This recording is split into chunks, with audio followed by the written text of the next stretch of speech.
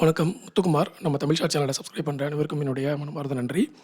எல்லாருமே டிஸ்க்ளைமர் பார்த்துக்கோங்க. நம்ம சேனலில் கொடுக்குற அனைத்து தகவல்களும் ஒன்லி ஃபார் எஜுகேஷனல் பர்பஸ். நான் செபி ரிஜிஸ்டர்ட் அனலிஸ்ட் இல்லை. So before investing consult your financial advisor. இப்போது இன்றைக்கான பங்குச்சந்தை தகவல்களை பார்க்குறதுக்கு முன்னாடி மார்க்கெட்டில் என்ன நடந்துகிட்ருக்குன்றதை பார்த்துருவோம். ஆக்சுவலாக நேற்றுக்கு முந்தானது தான் அந்த செக்டார் அனாலிசிஸ் பண்ணும்பொழுது நம்ம ஒரு விஷயத்தை பார்த்தோம். ஃபார்மா செக்டார் வந்து நேரோ ரேஞ்சில் இருக்குது. ஓகே, இருக்கிறதுலே வந்து கொஞ்சம் டிஸ்கவுண்ட் ப்ரைஸில் அந்த பிரேக் அவுட் கொடுக்கறதுக்கு தயாராக இருக்குன்றதை வந்து பார்த்துருந்தோம். இன்றைக்கே கிட்டத்தட்ட பார்த்திங்கன்னா ஃபார்மா செக்டார் நமக்கு கொஞ்சம் மேலே அப்படியே வர ஆரம்பிக்குது. 171 பாயிண்ட்ஸ் வந்து ஃபார்மா செக்டார் இன்றைக்கி ஏற்றம் கொடுத்துருக்கு. ரெசிஸ்டன்ஸை வந்து இப்போ பிரேக் அவுட் பண்ணியிருக்கு, நேரோ ரேஞ்ச் வேறு. ஓகே, ஸோ ஃபார்மா செக்டாரில் இருக்கக்கூடிய டவுனில் இருக்கக்கூடிய பங்குகளை வந்து நம்ம இப்போ செக் பண்ணி வச்சுக்கணும். இதில் வந்து ஃபார்மா செக்டாரில் நீங்கள் இங்கே போய் என்எஸ்சியில் போய் பார்த்தீங்கன்னு வச்சுக்கோங்களேன். ஃபார்மா செக்டாரை நீங்கள் ஃபில்டர் பண்ணி பார்த்தீங்கன்னா என்எஸ்சியில் சில ஸ்டாக்ஸ் வரும். அது ஃபார்மா செக்டாரில் இருக்கிற இந்த செக்டாரில் இங்கே இருக்கிறங்க பாருங்க. நான் இப்போ ஃபார்மா செக்டார் கிளிக் பண்ணுறேன். இதில் வந்து 20 கம்பெனிகள் வரும். 20ல் 17 ஸ்டாக்ஸ் இன்றைக்கி அட்வான்ஸஸ், டிக்ளைனில் 3 ஸ்டாக் இருக்குது. இது மட்டும் ஃபார்மான்னு இல்லை, இது இல்லாமல் இன்னும் நிறைய கம்பெனிகள் ஸ்மால் கேப்பில் இருக்குது, மைக்ரோ கேப்பில் இருக்குது. ஸோ ஃபார்மா செக்டார் ஏறுதுன்னா இந்த ஸ்டாக்ஸ் மட்டும் இல்லாமல் மைக்ரோ கேப்பில் இருக்கிற ஸ்டாக்ஸ், அப்புறம் பார்த்திங்கன்னா ஸ்மால் கேப்பில் இருக்கக்கூடிய ஃபார்மா ஸ்டாக்ஸ், அதுலேயும் வந்து இம்பேக்ட் நடக்கும். இப்போ உதாரணமாக பார்த்திங்கன்னா அலம்பிக் லிமிட்டட்லாம் வந்து ஃபார்மா ஸ்டாக், அதெல்லாம் வந்து இன்றைக்கி ஏறிக்கிட்டு இருக்குது. ஆனால் அது வந்து இந்த செக்டாரில் வந்து மென்ஷன் ஆகிருக்காது. புரியுதுங்களா? இப்போ நான் அலம்பிக் எடுக்கிறேன், இங்கே பாருங்கள், இது அலம்பிக் லிமிட்டட் இருக்கு இல்லையா, இது ஃபார்மா தான். இது ஃபார்மாசிட்டிக்கலில் வந்து இவங்க உள்ளே வருவாங்க. ஸோ இது பார்த்திங்கன்னா இன்றைக்கி 2.12% ஏற்றம் கொடுத்துருக்கு. ஆனாலும் அந்த லிஸ்ட்டில் வந்து நமக்கு வராது, என்எஸ்சி லிஸ்ட்டில். ஸோ அதை வந்து கொஞ்சம் நீங்கள் கவனமாக பார்த்துக்கணும். ஓகே, அடுத்தது பார்த்திங்கன்னா இன்றைக்கி மீடியா செக்டார் கொஞ்சம் வந்து பாசிட்டிவில் போய்கிட்டு இருக்கு. இதையும் நம்ம பார்த்துருந்தோம். கோல்டை பொறுத்தளவில் கோல்டு ஆல்ரெடி 1.40% வரைக்கும் எம்சிஎக்ஸில் ஏற்றம் கொடுத்துருக்கு. கோல்டு பீஸ் இப்போ தான் ஏற ஆரம்பிச்சிருக்கு. அதனால் இன்றைக்கி கேப் அப்பு ஓப்பனிங்கே வந்து ஒரு நல்ல ரிட்டர்ன்ஸை வந்து கோல்டு பீஸ் கொடுத்துருந்தது. சில்வர் பீஸும் வந்து இறங்காமல் இருக்குது. ஆனால் சில்வர் பெரிய அளவில் இறங்குச்சு. சில்வர் பீஸை பொறுத்தளவில் ஆனால் இறங்கலை. அது ஒரு முக்கியமான விஷயம். திருப்பியும் சில்வர் வந்து அப்படியே கொஞ்சம் கொஞ்சமாக பாசிட்டிவ் மூவ் ஆகுது. ஓகே, எதிர்பார்க்காத ப்ரைஸ்க்கு வந்து சில்வர் மூவ் ஆகிக்கிட்டு இருக்குது.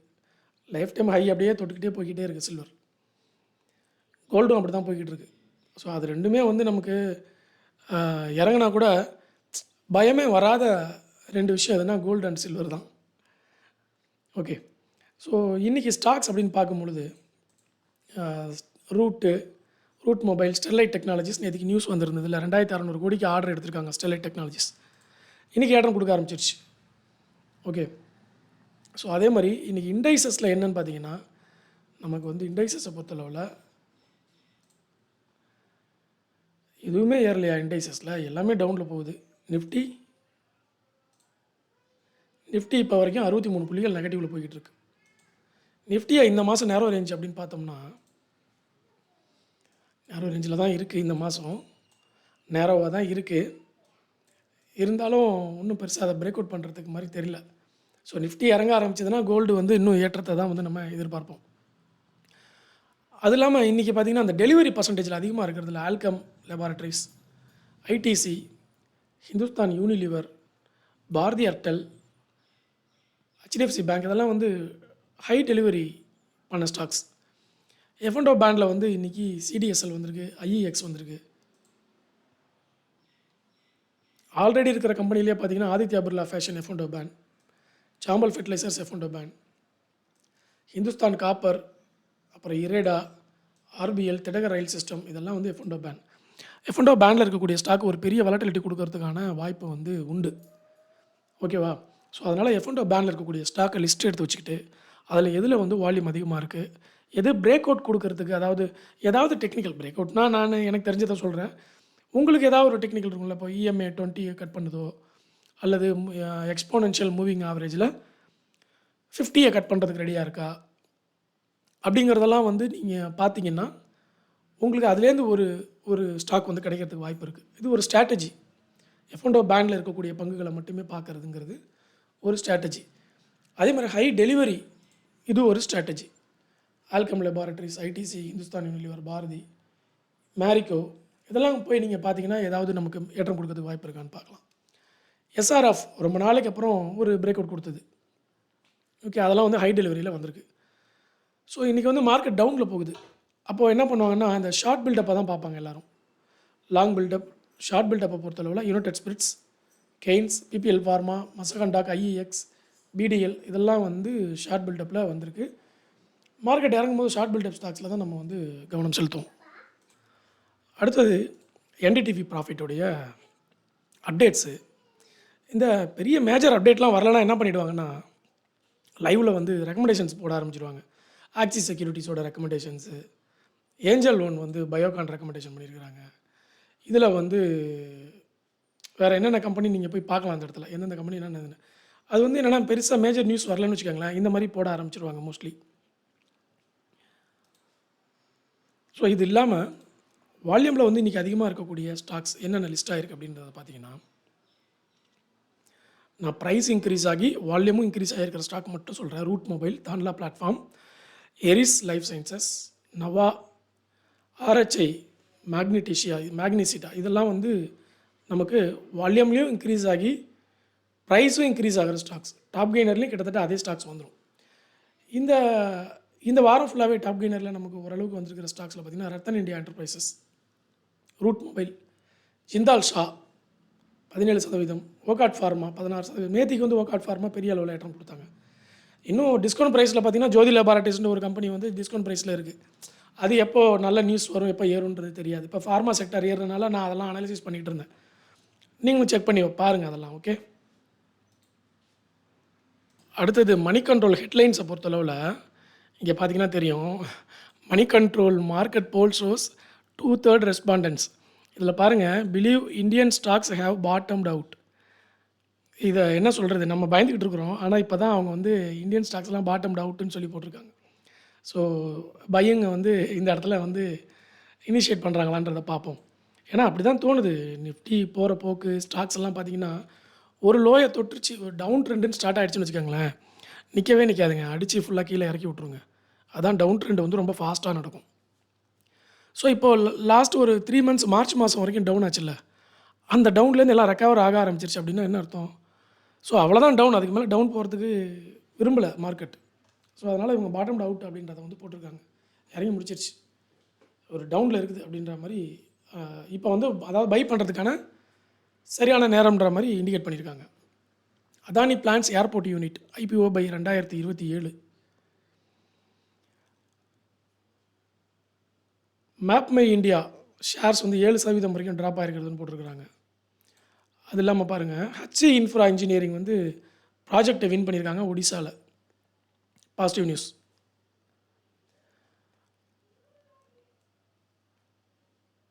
பேடிஎம் ஷேர்ஸ் வந்து ரெக்கவர் ஆகிருக்குதுன்றதை வந்து மென்ஷன் பண்ணியிருக்காங்க. ஏஷியன் பெயிண்ட் பிளாக் டீல் நடந்திருக்கு, large black deal.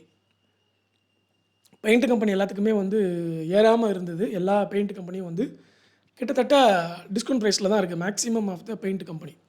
So paint எப்படி ஃபார்மா கம்பெனியை நீங்கள் பார்க்குறீங்களோ அதே மாதிரி பெயிண்ட் கம்பெனிலையும் கொஞ்சம் கவனம் செலுத்தணும், செக் பண்ணணும். ஹிந்துஸ்தான் ஜிங்க் 10% வரைக்கும் இன்டர்ம் டிவிடெண்ட் கொடுத்துருக்காங்க.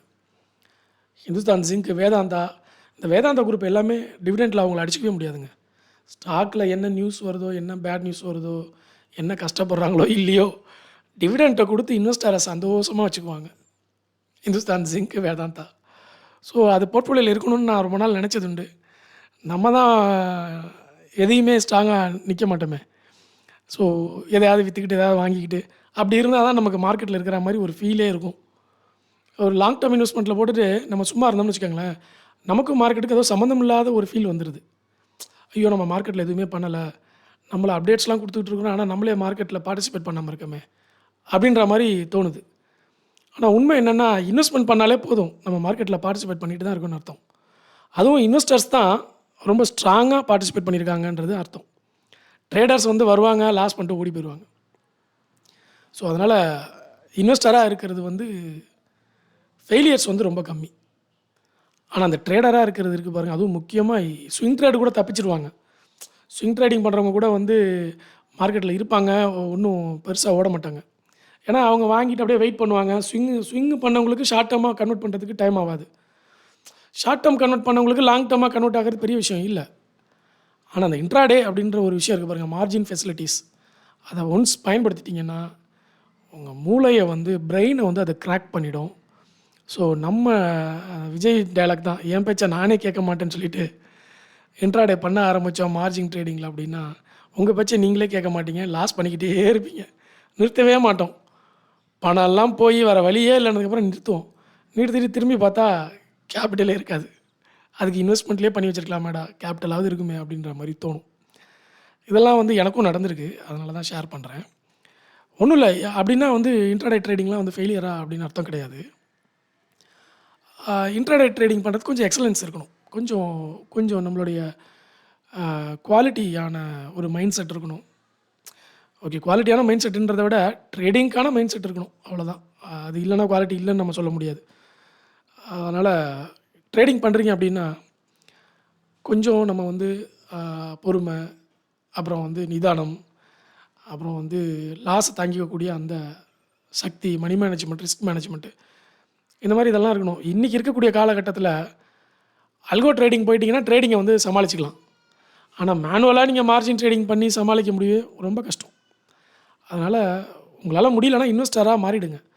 இன்வெஸ்டராக மாறிட்டீங்கன்னாலும் நீங்கள் வந்து ரொம்ப அக்ரெசிவாக மார்க்கெட்டில் பார்ட்டிசிபேட் பண்ணிகிட்ருக்கீங்கன்னு அர்த்தம். இன்வெஸ்டராக மாறிட்டால் நம்ம மார்க்கெட்டில் பார்ட்டிசிபேட் பண்ணலை அப்படின்னு நினைக்காதீங்க.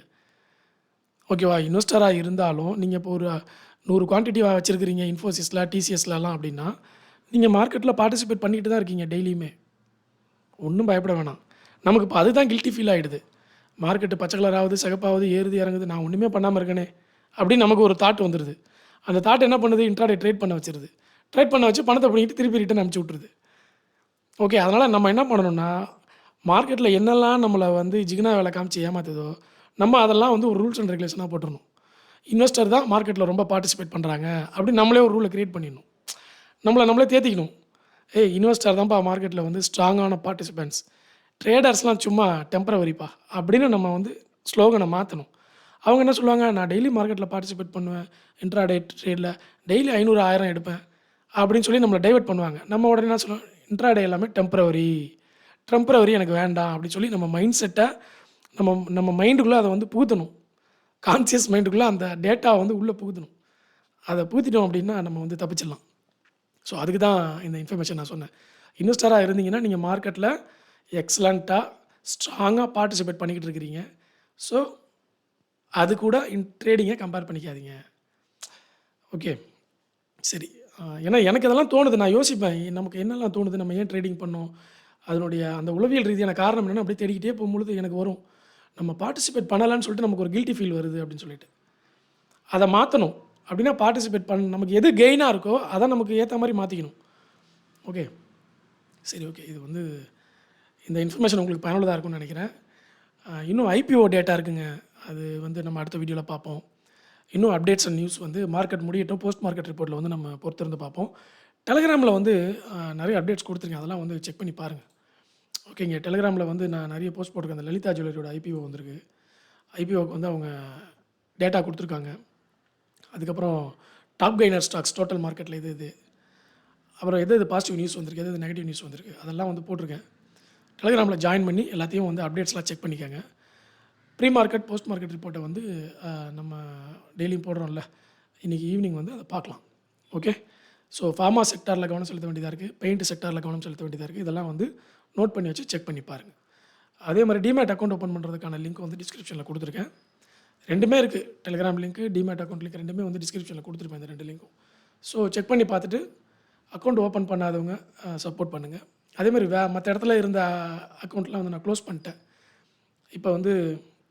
ஸோ அதனால் இது ஒன்று தான் இப்போ இருக்குது, இந்த ஒரு டிமேட் லிங்க் தான் இருக்குது. அதனால் வேறு எங்கேயாவது லிங்க் வச்சுருந்தீங்கன்னா கூட சப்போர்ட் பண்ணுறீங்கன்னா நீங்கள் வந்து நம்மளுடைய ரெஃபரலில் வந்து ஓப்பன் பண்ணி நீங்கள் சப்போர்ட் பண்ணலாம். ஓகே, நன்றி, வணக்கம்.